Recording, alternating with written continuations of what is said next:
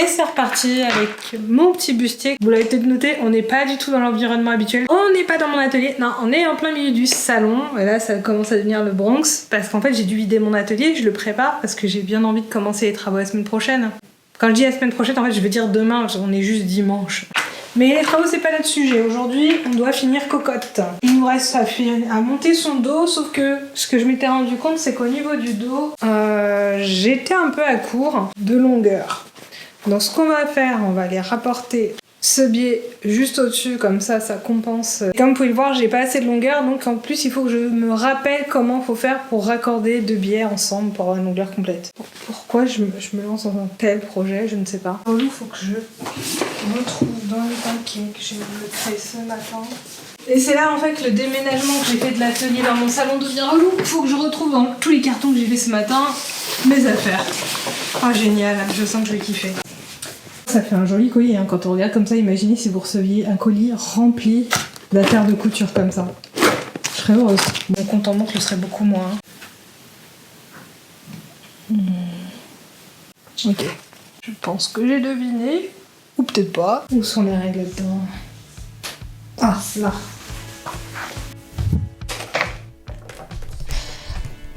Je sens qu'on va être en mode où est Charlie tout l'après-midi, sauf que le Charlie en guesson sera dans tous mes articles de couture dans tout le salon.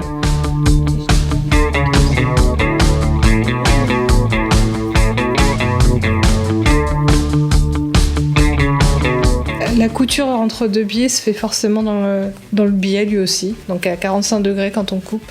Et c'est un peu relou parce qu'il faut légèrement décaler ces pointes qu'on a là pour que ce soit bien aligné, pour que les deux bordures soient bien droites à la fin, à la couture. Et ça a l'air d'être bon là. Allez, à ton tour de bosser. Non, toujours pas de GoPro. Je pense que ce bustier n'en aura jamais l'honneur.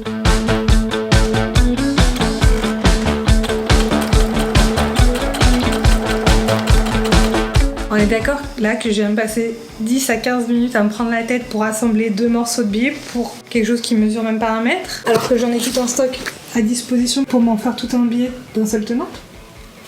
Je crois que c'est ce qui s'appelle être efficace.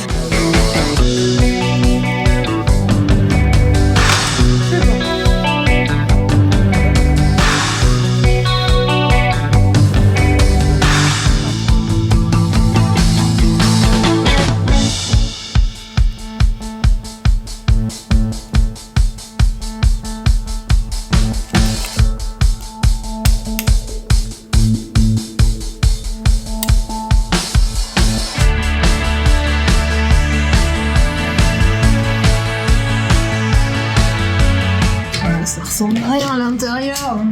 Comment que j'ai dit que je voulais faire des finitions propres?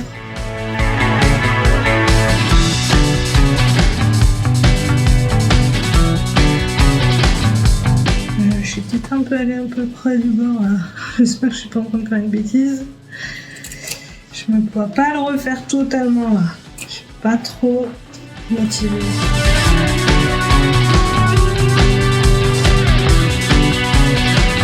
Enfin, le moment tant attendu, on va pouvoir monter le dos sur les devants. Bon, pour avoir des finitions à peu près propres, je vais faire une couture anglaise, c'est-à-dire que je vais faire donc d'abord une couture envers contre envers à 0,5. Je vais dégarnir et je vais retourner et je vais refaire une deuxième couture. Comme ça, à l'intérieur, ce sera clean.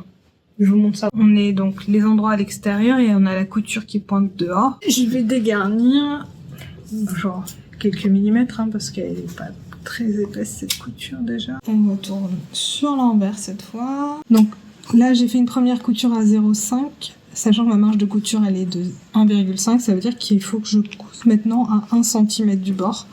Donc là on sera sur la couture finale. On va faire attention à ce que ce soit bien aligné à la sortie là, parce que faut pas que ça dépasse.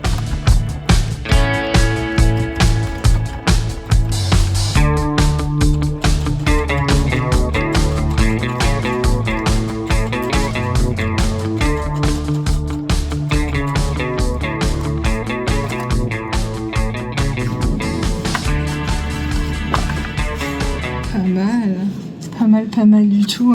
Et un petit coup de passage pour valider ça.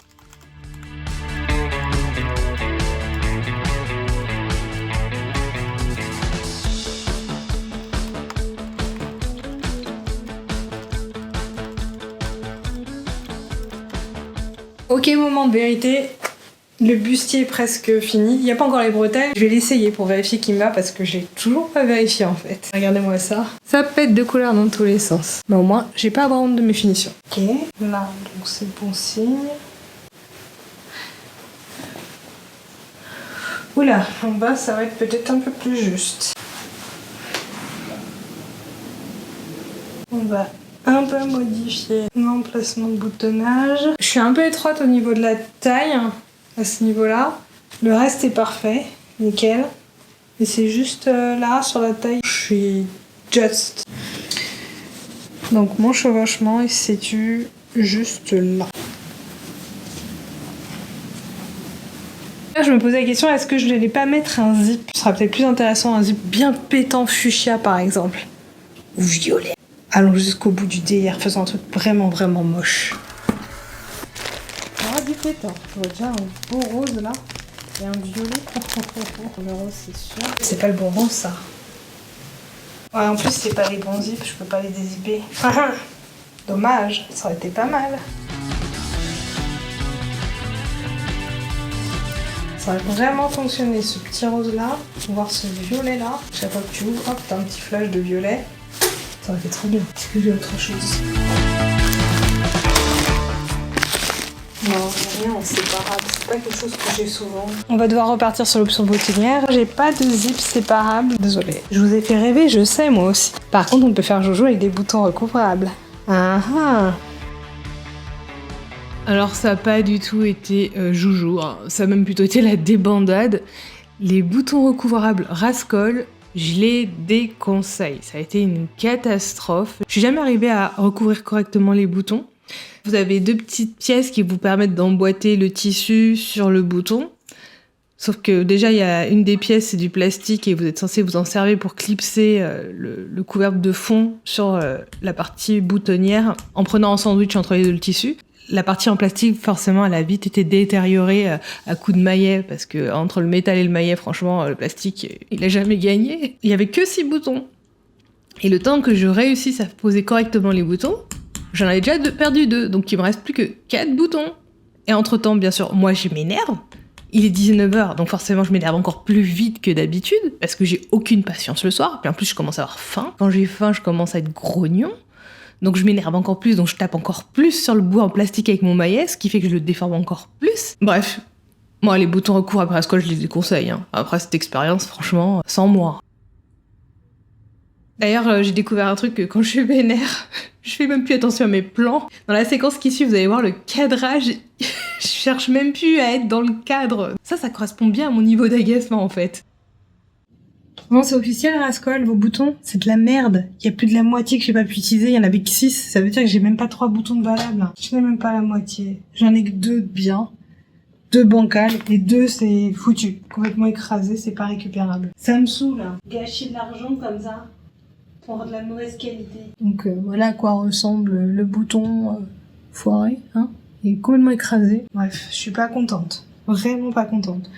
Voilà votre plastique de merde, donc comment il finit à la fin. Bon, franchement, les boutons, ils m'ont tellement achevé que je me suis arrêtée à faire les boutonnières. Et le temps passé sur ces boutons, ça m'a cassé. Au point que j'ai juste fait, en fait, les boutonnières et je me suis arrêtée là. J'ai pas mis les bretelles, j'ai pas fait l'ourlet du bas. Je sais pas si je vais les faire un jour. Donc là, comme il est 8h50, je me suis dit, je vais me poser, je vais chauffer mon repas, on va voir si ça me redonne de la motivation, parce que il reste vraiment pas grand chose, hein, pour être honnête. Mais j'avoue, là, je suis un peu agacée, donc on verra. Soit après le repas, soit demain matin, soit jamais. Ok, comme j'ai rien de mieux à faire pendant que mon repas chauffe, je vais quand même poser mes boutons. Au moins, j'aurai déjà ça de fait. Faut-il encore que je retrouve mes aiguilles là-dedans ?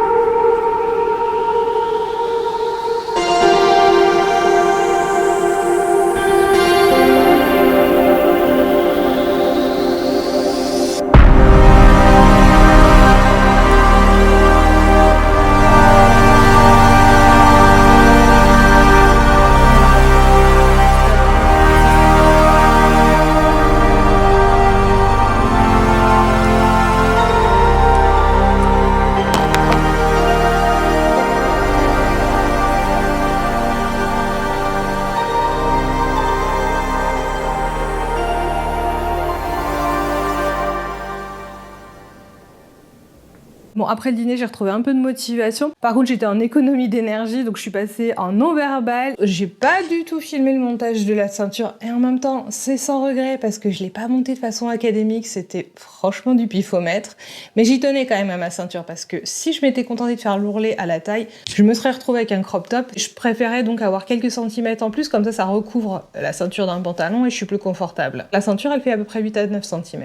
Une fois la ceinture achevée, hop, de retour devant le miroir. Cette fois, donc, j'ai enfilé le bustier pour pouvoir justement bien positionner la bretelle avec le bon angle. J'avais ouvert au préalable au niveau de la doublure, comme ça, hop, j'avais juste à enfiler la bretelle. J'ai fait ma couture en dessous de la parementure, ça reste invisible.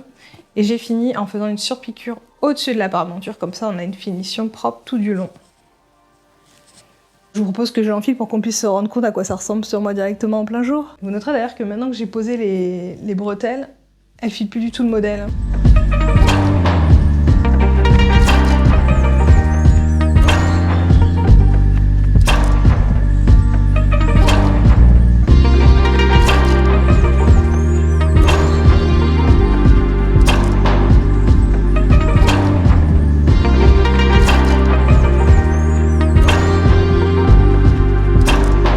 Voici le bustier porté finalement en plein jour. Alors ce que j'aurais à dire, à l'avant ça va, il faudrait peut-être que je mette une agrafe pour fermer bien en bas, parce que comme je vous l'ai dit, hein, il est mal ajusté. En fait j'aurais dû prévoir un peu plus de largeur dans le dos, parce que comme vous pouvez le voir, ça remonte. C'est parce que j'ai pas bien ajusté, c'est beaucoup trop serré au niveau de la taille, donc ça a tendance à remonter. Si c'était un peu plus large, ça redescendrait et ce serait pas à ce niveau-là.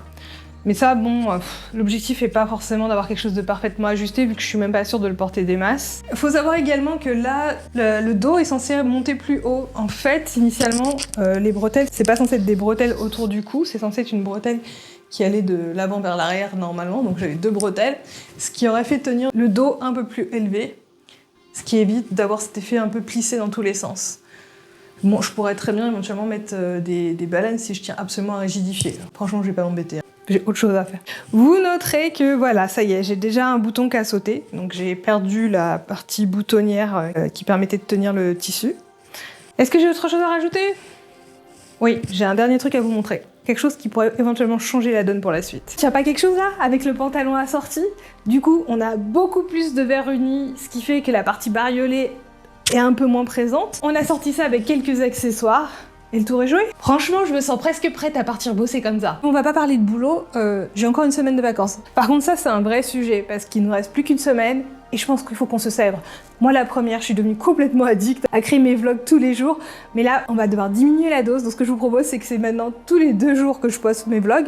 Donc ce soir, lundi, vous en aurez un prochain mercredi, puis ensuite vendredi, et on finira dimanche. Dimanche, ce sera une spéciale travaux, parce que toute cette semaine, je vais faire petit à petit des travaux, et donc je vous publierai la première semaine de travaux. Ça va se poursuivre pendant plusieurs semaines. Tous les dimanches, vous aurez donc un petit récapitulatif de ce qui s'est passé pendant le week-end précédent autour des travaux. Également, certaines d'entre vous ont commencé à me poser des questions super intéressantes dans les commentaires. Par contre, ça nécessite des réponses un peu développées, donc je me suis dit, ne serait-ce pas l'occasion de faire une Q&A. Donc je vous propose que là, dans les commentaires, vous me posez toutes les questions que vous avez en tête. Je les reprendrai vendredi. Je vous publierai une vidéo avec toutes les réponses ce samedi, tout simplement. Il est temps que je retourne à mes travaux. Comme vous voyez, il y a ma scie radiale qui m'attend derrière. Et sur ce, je vous dis à mercredi pour la suite. Bisous, bisous!